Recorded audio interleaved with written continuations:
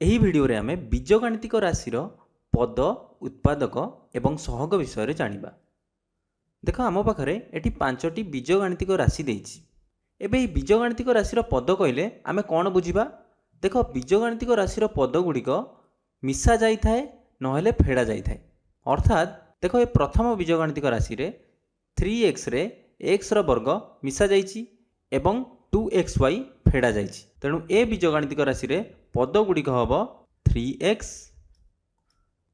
xର ବର୍ଗ ଏବଂ 2xy। ତିନୋଟି ପଦ ଅଛି।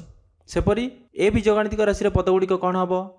xର ବର୍ଗ 2xy 5y ଏବଂ 3। ଏ ବୀଜଗାଣିତିକ ରାଶିରେ ତିନୋଟି ପଦ ଅଛି 3x 6xy 2z। ଏ ବୀଜଗାଣିତିକ ରାଶିରେ କେତୋଟି ପଦ ଅଛି? ତିନୋଟି ପଦ ଅଛି 1/2 xର ବର୍ଗ ଆଉ କ'ଣ ହେବ 2xy ଏବଂ 5। ଏବେ ଉତ୍ପାଦକ ଏବଂ ସହଗ ପ୍ରତ୍ୟେକ ପଦର ଥାଏ। 6କୁ ମୁଁ ଲେଖିପାରିବି 2 ଗୁଣନ 3। ତେଣୁ 2 ଏବଂ 3 6ର ଗୋଟେ ଗୋଟେ ଉତ୍ପାଦକ, ଏହା ଆମେ ଜାଣିଛେ ଆଗରୁ।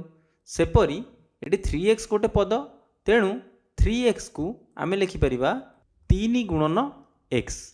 ତେଣୁ 3 ଗୋଟେ ଉତ୍ପାଦକ ହେବ ଏବଂ x ବି ଗୋଟେ ଉତ୍ପାଦକ ହେବ। କାହାର?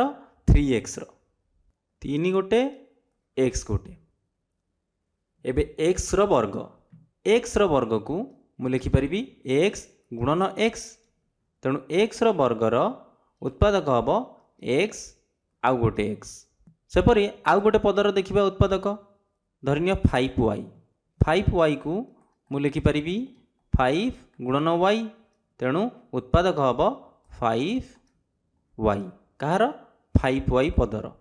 ଆଉ ଗୋଟେ ପଦ ନେବା 1/2 xର ବର୍ଗ ସମାନ, ଏହାକୁ ମୁଁ ଲେଖିପାରିବି 1/2 ଗୁଣନ x ଗୁଣନ x। ତେଣୁ ଉତ୍ପାଦକ ହେବ 1/2 x ସ୍କୋୟାରର କ'ଣ କ'ଣ?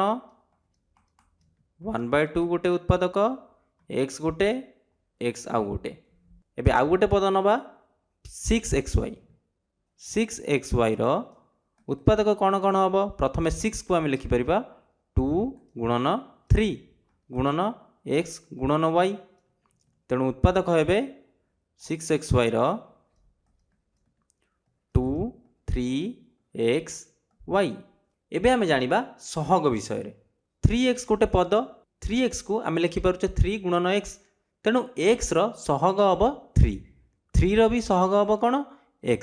2xyରେ xର ସହଗ ହେବ, xରେ କେତେ ଗୁଣା ଗଲେ 2xy ହେଇଛି।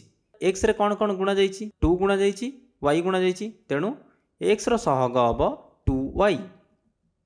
ସେପରି yର ସହଗ ହେବ 2x ଏବଂ xyର ସହଗ କେତେ ହେବ?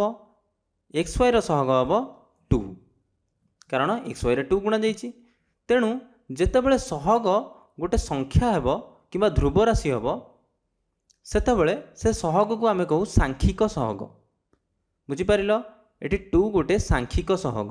2x ଏବଂ 2y ଏହାକୁ ଆମେ ସହଗ ହିଁ କହିବା, କିନ୍ତୁ 2 ଗୋଟେ ସାଂଖ୍ୟିକ ସହଗ ହେବ। ଆଚ୍ଛା ପିଲାମାନେ କୁହ, 3ର ସହଗ କ'ଣ କ'ଣ ହେବ? 3କୁ ଆମେ ଲେଖିପାରୁଛେ କ'ଣ?